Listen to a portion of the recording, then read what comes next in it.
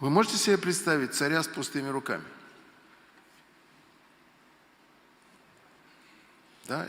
Если мы понимаем, о чем идет речь, в наше сознание, в наше сердце стучит кроткий царь, Царь Небесный, со всеми благословениями, со своей праведностью. Он хочет нас спасти.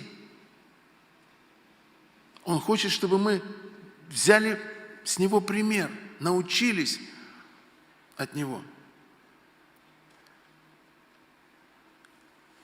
Но это будет не всегда. Мы чувствуем, что-то происходит в мире, и мира в мире все меньше.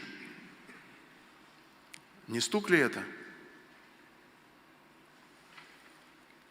Не предупреждение ли?